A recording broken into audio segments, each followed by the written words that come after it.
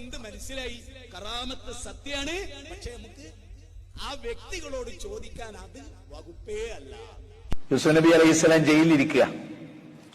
ഇപ്പൊ രണ്ടാള് വന്നിട്ട് ഞങ്ങൾ ഇങ്ങനെ ഒരു സ്വപ്നം കണ്ടു പറഞ്ഞു. എന്നെ അത്ഭുതപ്പെടുത്തിയൊരു കാര്യമാണ്. 12-ാം അധ്യായം 38, 39, 40. അപ്പൊ അദ്ദേഹം പറയുന്ന ആ സ്വപ്നമാക്കാനൊക്കെ അടക്കട്ടെ, ഞാൻ പറഞ്ഞുതരാം. ഞാൻ പറഞ്ഞു തരും, എനിക്കതിനുള്ള കഴിവ് അല്ലാതെ തന്നിട്ടുണ്ടല്ലോ. ഞാൻ പറഞ്ഞു തരും, എനിക്കതിനുള്ള കഴിവ് അല്ലാതെ തന്നിട്ടുണ്ടല്ലോ. എനിക്കതിനുള്ള കഴിവ് അല്ലാതെ തന്നിട്ട് അതുകൊണ്ടാണല്ലോ ചോദിച്ചത്. അതുകൊണ്ടാണ് ഞങ്ങൾ വിസ്തമത അങ്ങനെ തന്നെ പറയുന്നത്. അത് കഴിവല്ല എന്ന് ഫൈസൽ മൗലവി പറയാൻ കാരണം അതാ. അത് കഴിവല്ല എന്ന് ഹുസൈൻ സലഫി പറയാൻ കാരണം അതാ. അത് കഴിവല്ല എന്ന് സക്കറിയ സുലൈഹി പ്രസംഗിച്ചാതാ.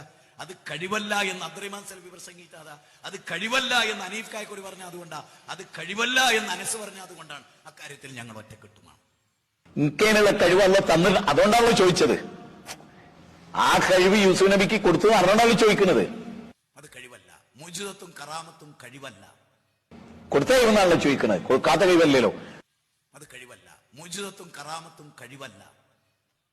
മനസ്സിലായിക്കോ? അവരിലൂടെ പ്രകടിപ്പിക്കപ്പെടുന്ന റബ്ബിന്റെ കഴിവാണ്. അതുകൊണ്ടാണ് റബ്ബിനോട് ചോദിക്കണേ. അവിടെ സ്വപ്ന വ്യാഖ്യാനം വേറുള്ളവർക്ക് കഴിവില്ലാത്തതുകൊണ്ട് അവിടെ എടുത്തു പോയില്ല. ദീന് പഠിക്കേണ്ടവർക്ക് ഇതിൽ തന്നെ വലിയ പോയിന്റാ. അപ്പൊ യൂസുഫ് നബി പറയാണ്, എനിക്ക് പടച്ചവൻ തന്ന കഴിവായതുകൊണ്ട് ഞാൻ പ്രകടിപ്പിച്ചില്ല, ഞാൻ കുറ്റക്കാരനാവും. അപ്പൊ എന്ത് മനസ്സിലായി?